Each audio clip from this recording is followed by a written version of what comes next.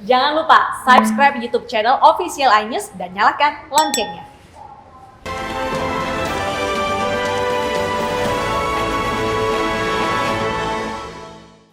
Petugas Satres Narkoba Polrestabes Surabaya menangkap 2 kurir sabu yang memiliki jaringan dengan bandar narkoba di Madura. Penangkapan berlangsung dramatis karena salah satu pelaku bersembunyi di plafon rumah kos.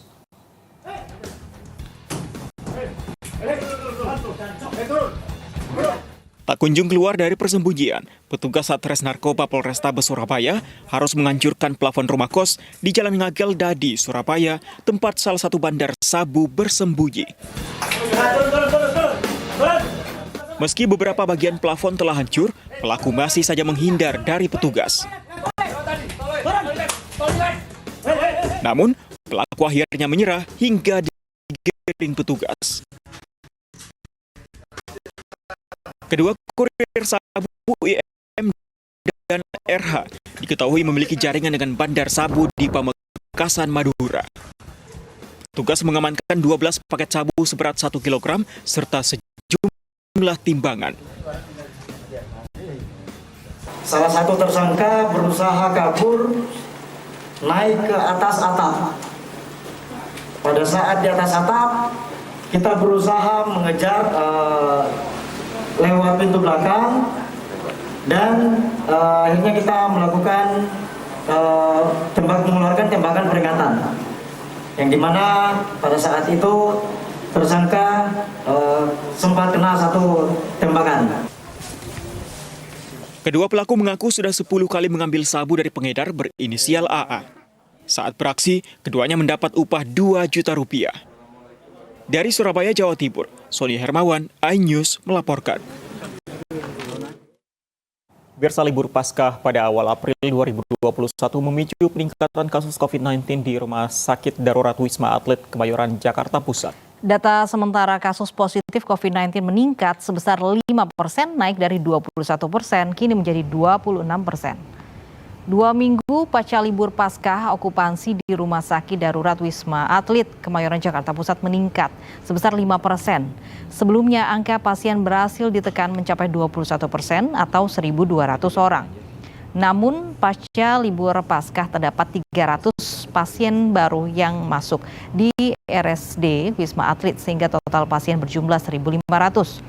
Meskipun tidak signifikan, namun kenaikan angka ini perlu diwaspadai oleh seluruh masyarakat. Hal ini untuk menghindari lonjakan pasien yang sulit dikontrol kembali. Selain itu, nantinya Wisma Atlet juga akan menerima sedikitnya 300 pasien setiap harinya. Usai adanya rencana penutupan hotel yang semula menerima perawatan mandiri.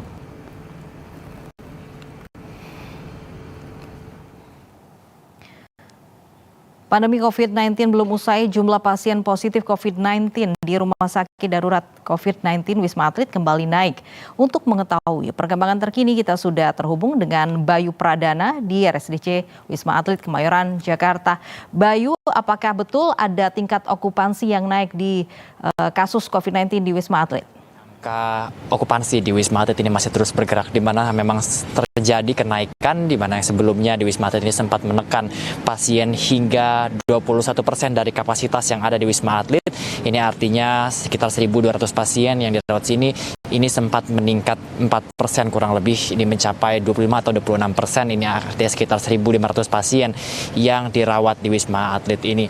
Memang berbagai alasan ini terjadi dari adanya kenaikan yang ada di Wisma Atlet ini, diantaranya yaitu dengan adanya liburan atau 2 minggu setelah liburan yang memang biasa menjadi momen kenaikan dari okupansi di Wisma Atlet Kemayoran ini. Namun untuk lebih jelasnya saya sudah bersama dengan Komandan Lapangan Satgas COVID-19 di Wisma Atlet Kemayoran. Sini ada Letkol Laut Dr.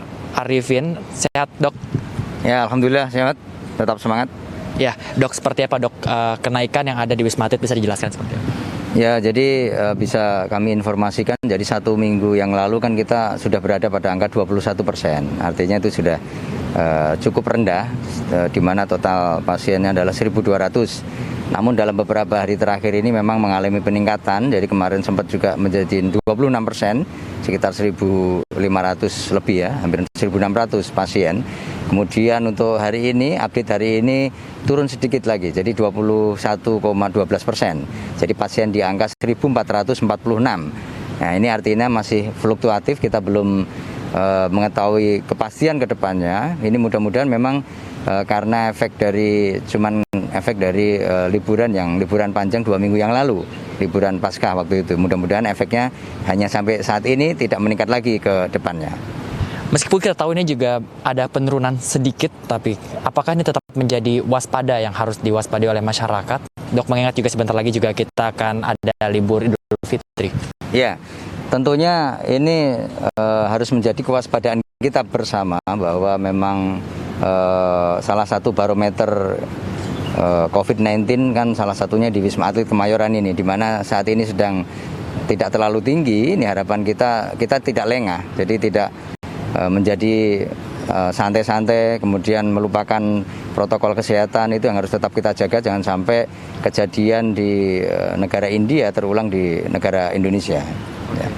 Tadi Dr. Arifin juga sempat menyinggung bahwa ini terjadi sekitar 2 minggu setelah liburan. Apakah ini memang menjadi ritme yang selalu terjadi dalam peningkatan kasus COVID?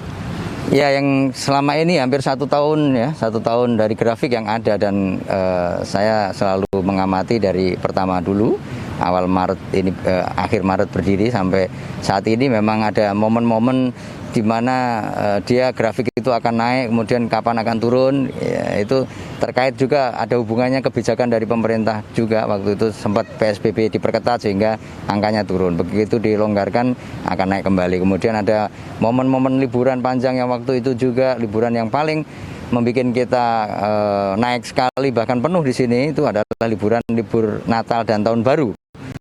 Jadi itu 2 minggu setelah Natal Tahun Baru itu sampai 90%, bahkan diambil kebijakan untuk pasien dengan gejala ringan dan tanpa gejala dirujuk dibuka tower 8 dan 9 yang terdapat di Wisma Atlet Pademangan. Gitu. Dok, bisa dijelaskan kondisi seperti apa dari para penderita COVID yang ada di sini? Apakah mereka yang bergejala berat atau seperti apa? Ya, di sini mayoritas memang bergejala ringan, kemudian ada OTG atau asimptomatis juga ada. Kemudian yang berat yang dirawat di ICU juga ada, di HCU juga ada, namun komposisinya untuk saat ini sedikit. Yang paling banyak adalah pasien dengan gejala ringan yang ada di sini. Itu yang komposisi untuk saat ini. Kemudian klaster yang mayoritas yang untuk saat minggu-minggu terakhir ini yang datang adalah banyak yang dari klaster keluarga. Jadi itu yang terjadi untuk pasien yang masuk ke Rumah Sakit Darurat COVID-19 Wisma Atlet Kemayoran saat ini. Baik. Ini menjadi catatan. Terima kasih, Dok. Kita doakan selain dokter juga sehat selalu, juga Indonesia nanti bisa bertahan untuk nantinya COVID bisa segera hilang di Indonesia, Dok. Terima kasih, Dok. Terima kasih. Badai pasti berlalu. Siap. Semangat, tetap gembira, tetap sehat. Terima kasih, Dok. Dan seperti itulah memang meskipun juga masih adanya para pasien yang didominasi adalah mereka yang memiliki gejala ringan, namun memang di Wisma Atlet saat ini juga masih mengosongkan 1 tower, yaitu tower 4, di mana di sini biasanya menggunakan 4 tower, yaitu tower 5, tower 6, dan tower 7 yang digunakan. Tapi saat ini juga karena sudah adanya penurunan dan juga memang angka yang cukup fluktuatif, maka sampai saat ini kondisi terkini yang dapat kami sampaikan adalah tower 4 yang sampai saat ini masih dikosongkan. Sementara itu juga pemirsa, dikosongkan tower 4 ini juga guna nantinya untuk mewaspadai apabila memang suatu saat atau secara darurat tower ini dibutuhkan. Tentunya ini tidak menjadi harapan kita harapkan nantinya bahwa angka COVID-19 ini bisa terus ditekan sehingga nantinya pandemi di Indonesia ini cepat berlalu. Lovi dan Fandi. Terima kasih Bayu Pradana langsung dari RSDC Wisma Atlet Jakarta. Pemirsa, kasus positif COVID-19 di lingkungan perkantoran ibu kota meningkat tajam. Pemprov DKI Jakarta berdalih peningkatan disebabkan adanya pelonggaran protokol kesehatan.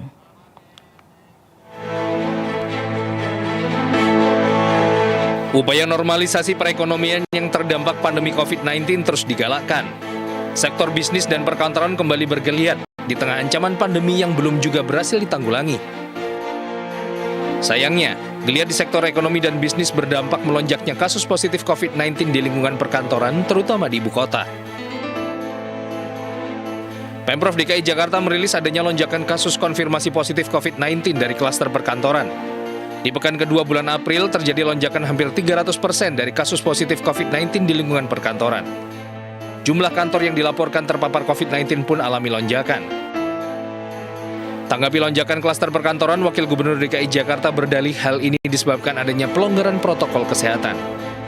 Memang kan kita tahu belakangan memang terjadi beberapa pelonggaran, tapi pelonggarannya kan tidak signifikan, tetap dengan kapasitas yang lama, yaitu 50%, jam operasional tetap dibatasi, semuanya tetap dibatasi sekalipun ada pelonggaran, dan kita minta semuanya termasuk perkantoran melaksanakan protokol kesehatan.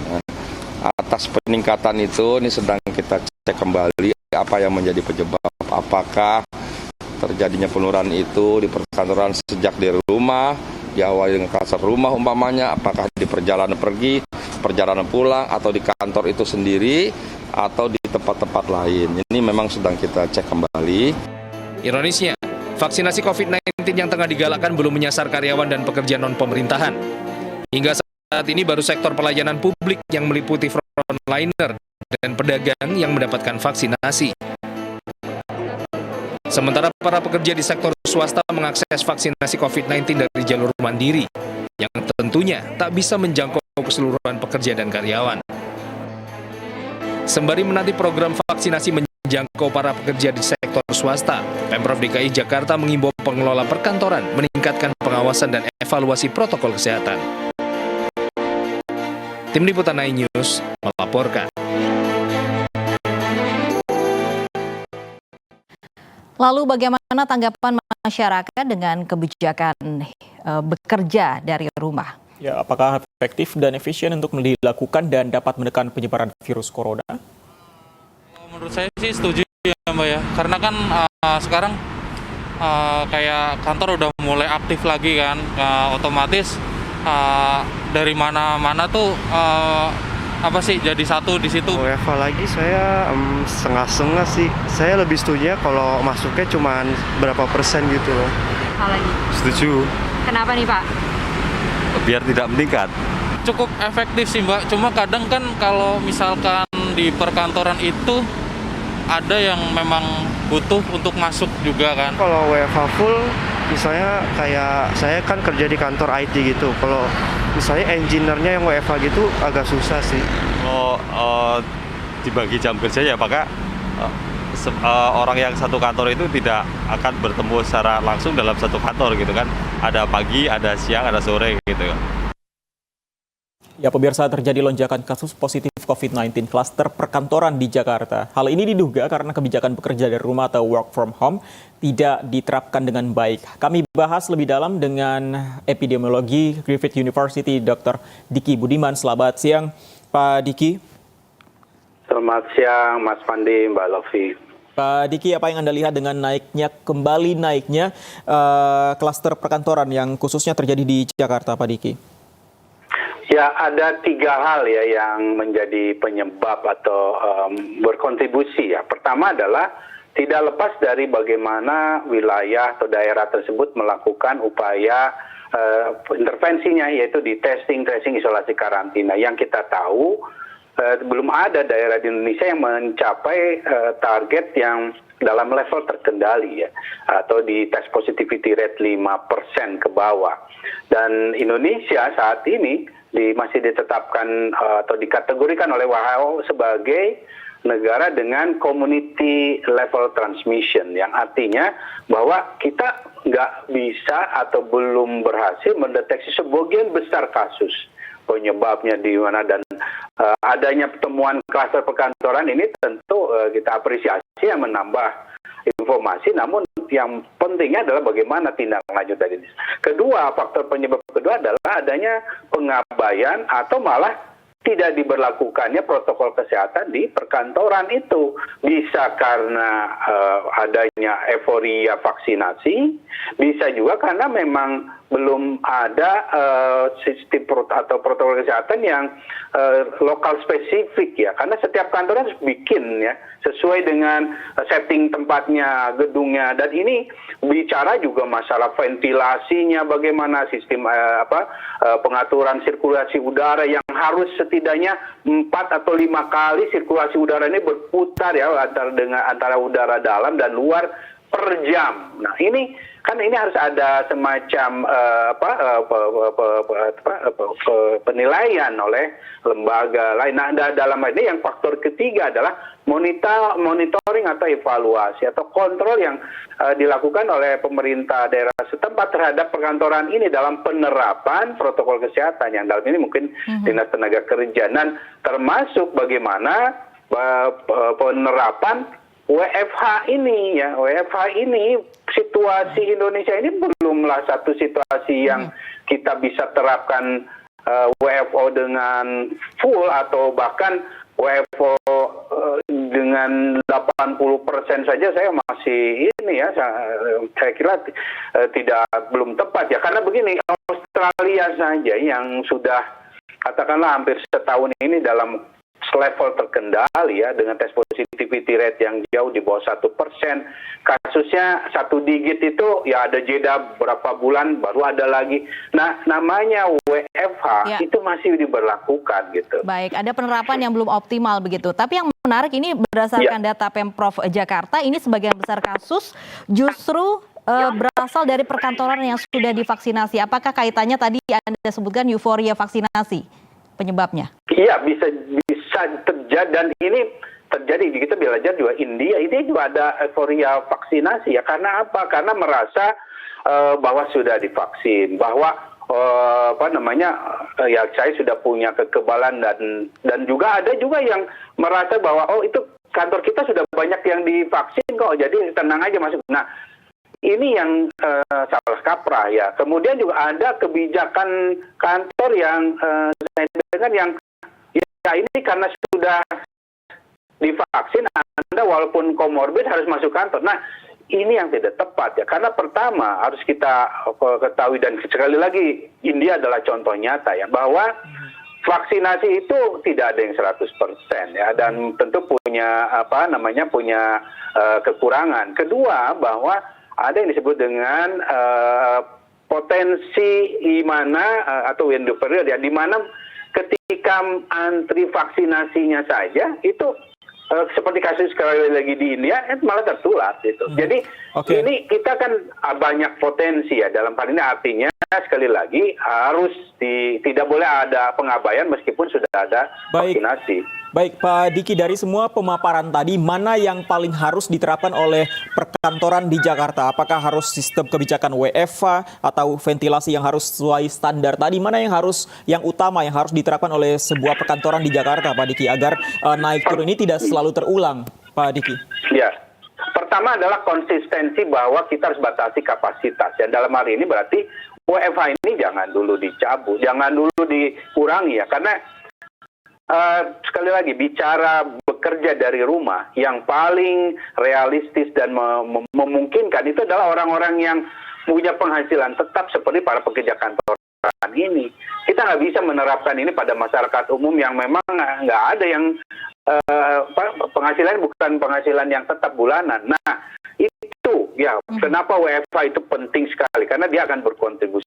Kedua, tentu ketika memang ada yang WFO, sebelum WFO itu juga harus dipastikan, pertama, orang yang bekerja ini adalah memang orang yang katakanlah betul sudah divaksinasi. Walaupun sudah divaksinasi, dia punya faktor risiko enggak gitu. Atau termasuk juga harus ada sistem monitoring yang disebut dengan risk management-nya tiap hari, seperti apa gejalanya, termasuk bagaimana sistem kantor itu menerapkan testing. Harusnya tiap hari kantor apapun tuh bikin daftar ini siapa yang masuk, shift ini dan lain sebagainya. Protokol kesehatan harus ditaati perusahaan dan juga monitoring perusahaan harus juga dijalani. Terima kasih epidemiologi Griffith University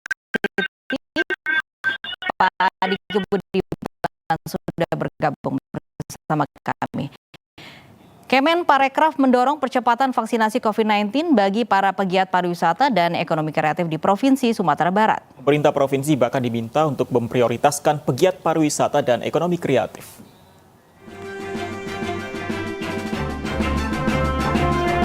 Vaksinasi merupakan salah satu dari beberapa pilar utama dalam upaya menekan penyebaran COVID-19, termasuk di sektor pariwisata dan ekonomi kreatif. Oleh karena itu, sebelum membuka kembali pariwisata dan ekonomi kreatif secara penuh, para pegiat pariwisata harus mendapatkan vaksinasi. Dalam kunjungannya ke Kota Pariaman, Menparekraf Sandiaga Uno mendorong pemerintah Provinsi Sumatera Barat melakukan percepatan pelaksanaan vaksinasi bagi pelaku pariwisata dan ekonomi kreatif sebagai salah satu upaya membangkitkan kembali sektor parekraf. Karena ini adalah satu dari beberapa pilar-pilar utama kita untuk mengalahkan COVID-19. Jangan dihemat-hemat, Pak, karena vaksin terbaik itu kalau yang sudah disuntikan. Kalau di gudang, vaksin itu nggak ada gunanya buat kita. Membuka posko vaksin di Masjid Raya Sumatera Barat. Siapapun boleh datang ke sana untuk vaksin. Di Kota Pariaman, mantan Wakil Gubernur DKI Jakarta ini melihat langsung Desa Wisata Tungkal Selatan sebagai salah satu destinasi wisata unggulan. Desa wisata yang hadir sejak tahun 2019 ini memiliki berbagai atraksi seperti agrowisata, sepeda dan balon gantung, serta flying fox. Tim Liputan iNews melaporkan. Mudik dilarang, perusahaan bos gulung tikar. Ya, puluhan karyawan terpaksa dirumahkan. Kami hadirkan informasinya usai jeda.